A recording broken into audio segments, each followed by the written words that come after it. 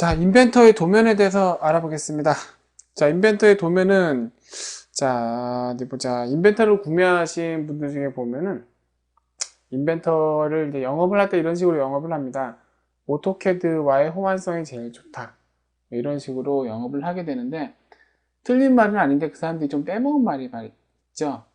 도면이 인벤터의 도면이 오토캐드하고 호환성이 좋다. 이렇게 바꾸면 좀 맞을 것 같습니다. 물론, 다른 쪽으로도 호환이 좀 많이 되겠는데 특히 오토캐드와의 호환성이 가장 좋은 것이 바로 이 도면 환경입니다. 그리고 이 오토캐드와의 호환성을 따지자면 다른 3D CAD는 따라오지 못할 정도의 호환성이 있죠. 자, 도면 환경을 보겠습니다. 새로 만들기를 클릭했을 때 도면 환경이 standard.dwg 그 다음에 standard.idw 이렇게 두 가지가 존재를 하게 되는데요.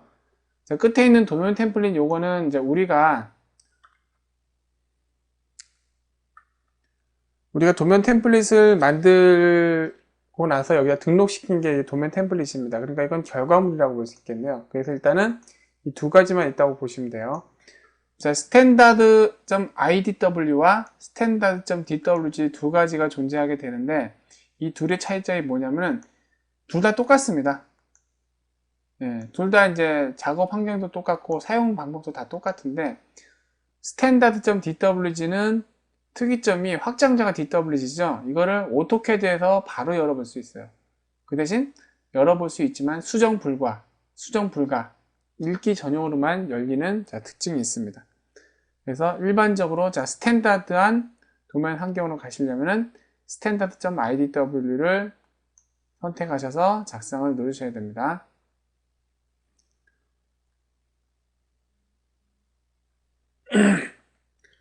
자, 그럼 다음과 같이 이렇게 도면 환경이 뜨게 되는데, 자, 도면 환경에 대한 기본적인 인터페이스를 알아볼게요. 여태까지 우리가 겪었던 환경, 그러니까 부품과 조립품과 그 다음에 프리젠테이션 세 가지는 3차원 기반 환경이기 때문에, 그죠? 다들 그 환경이 좀 유사했는데, 자, 도면으로 넘어오고 나서는 이제 2차원 기반 환경이기 때문에 환경이 좀 많이 틀립니다. 그래서, 도구, 관리, 뷰, 환경, 시작하기 요건 다 공통이죠. 근데 여기서 자, 도면용으로 따로 추가된 그 환경이 있으니 그것이 바로 뷰 배치와 주석입니다. 자, 뷰 배치는 말 그대로 우리가 모델링을 했었던 부품이나 조립품을 여기 이제 도면상에 이제 추상시켜 배치시킴으로써 그 기준 뷰와 이제 투영 뷰, 보조 뷰, 단면 뷰 등 여러 가지 형태의 뷰로 만드는 명령이 여기 뷰 배치 탭에 있는 명령들이고요. 그 다음에 주석 탭에 가보시면은 자, 도면 뷰 명령 외에 치수라든지 아니면 텍스트라든지 아니면 기호라든지 아니면 여기 있는 그 중심선 표식이라든지 아니면 테이블 관련 기호라든지 그러니까 뷰 배치 명령을 제외한 그 외 모든 명령어들이 다 여기에 모여 있습니다. 자, 그런 특징이 있고요. 자, 작업 환경은 여기겠죠. 그리고 자, 여태까지는 이제 이 트리가 보면은 그 부품 환경에서는 이제 피처 트리가 되고 그 다음에는 조립품 환경에서는 부품 트리가 되게 되는데 자, 도면 환경에서는 뭐냐면 도면의 하위 요소가 바로 이 시트입니다. 그래서 여기는 이제 도면의 하위 요소인 시트들이 나열되기 때문에 여기는 이제 검색기 이름을 시트 트리라고 자, 우리가 부르게 됩니다. 자, 그러면은 이 다음에 시트의 성격, 이 시트에 대한 성격을 보도록 하겠습니다. 자, 인벤터의 그 도면 환경은 하나의 도면이란 파일, 실제로 이제 저장되는 파일 안에 여러 장의 종이가 들어있는 형태라고 보시면 돼요. 여기서 종이를 자, 시트라고 이해하시면 되겠습니다. 그래서 하나의 도면 안에 시트 하나, 시트 둘, 시트 셋, 자, 시트 셋, 시트 넷 이런 식으로 이렇게 여러 장의 종이가 이렇게 들어있는 상태가 되게 됩니다. 그래서 자, 오토캐드에서는 이제 절대좌표의 개념이 별로 이제 실무자들은 별로 중요하게 생각하지 않기 때문에 하나의 화면 안에 이렇게 시트를 여러 개를 주르륵 놓을 수 있죠. 조립도 한 다음에 뭐 부품도들을 쫙 나열할 수 있는데 인벤터에서는 그건 안 되고 자, 이렇게 파일 안에 여러 장의 종이를 이렇게 넘기는 식으로 이렇게 배치를 할 수가 있게 됩니다. 자, 그리고 보면은 인벤터하고 오토캐드하고의 그 틀린 점이 또 하나 뭐가 있냐면 출처 관계입니다. 예를 들어서 자, 인벤터 같은 데서는 자, 예를 들어서 캐드 같은 경우를 볼게요. 캐드 같은 경우에서 보면은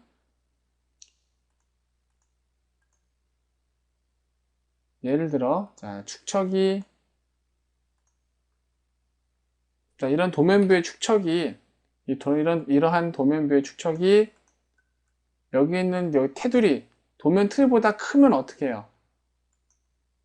자, 도면 틀을 스케일로 키워가지고 여기에 맞게 이렇게 집어넣었었죠. 그렇죠? 하지만 인벤터는 다릅니다. 그 종이는 이제 절대 크기로 그냥 그대로 있고, 자, 여기는 그 뷰의 크기를 축척을 다르게 해서 그 도면 뷰에 여기에 맞게 알맞게 이렇게 집어넣게 됩니다. 오토캐드 같은 경우에는 이 모형의 축척을 다르게 하면 큰일 나죠. 왜냐면은 100mm였던 것을 축척을 반으로 줄이면 이게 50mm가 되니까. 하지만 인벤터의 도면에서는 각각의 모형이 갖고 있는 치수들은 이 모형 데이터가 가지고 있는 것을 링크하기 때문에 자, 모형 뷰를 100배로 키우나 1000배로 키우나 아니면 100분의 1로 줄이나 1000분의 1로 줄이나 100mm는 100mm입니다. 자, 그런 차이가 있습니다. 자, 이제 뭐 시트 트리에 대한 소개를 좀 드리겠는데 여기 도면은 보시면은 각각의 시트가 이렇게 되어 있고 시트 안에 집어넣을 도면 자원 항목이 있습니다. 이 도면 자원은 그 우리가 부품 환경에서 봤었던 원점 항목에 있는 이런 거하고 비슷한 개념을 보시면 되는데 도면에서는 이제 그런 좌표계에 대한 건 그다지 중요하지 않기 때문에 도면 자원에서는 뭐 중심점이나 뭐 축이나 평면 대신 이렇게 시트 형식과 경계와 제목 블록과 스케치된 기호 자, 이 네 가지에 대한 도면 자원이 있습니다. 먼저 자, 시트 형식은 그냥 넘어갈게요. 요거는 그 경계와 제목 블록을 혼합해서 만든 놈이니까 경계는 말 그대로 요 안에 바깥에 있는 틀을 의미하는 겁니다. 그래서 보시면은 이거는 지우고 생각해 볼게요. 자, 이 하나의 시트가 보면 도면 자원 안에 들어있는 경계 안에 있는 기본 경계를 제공받아서 쓰는 겁니다. 이름이 똑같죠? 그래서 이거를 삭제해 보면은 이런 식으로 경계가 삭제됩니다. 이 ISO라는 것은 우리가 흔히 표준화이라고 부르는 것인데 인벤터에서는 제목 블록이라고 부르죠. 이 제목 블록도 마찬가지로 도면 자원 안에 등록이 되어 있고 이 등록되어 있는 도면 자원을 각각의 시트가 물려받음으로써 그 시트의 구성 요소를 우리가 정하는 겁니다. 그래서 원래는 이렇게 돼요. 완전히 원시적으로 얘기하자면 이렇게 비어있는 종이 하나가 이렇게 딱 보여져 있고 이 안에다가 기본 경계를 집어넣고 다시 볼게요. 이 안에다가 기본 경계를 삽입하고 그죠? 얘를 삽입하고 그 다음에 제목 블록을 삽입함으로써 만들어진 것이 여러분들이 처음에 도면 환경을 열자마자 보이는 바로 이 시트의 원래 모습이라고 할 수가 있겠습니다. 자, 도면 환경의 명령어 소개는 이거는 우리가 강의를 진행하면서 보게 될 텐데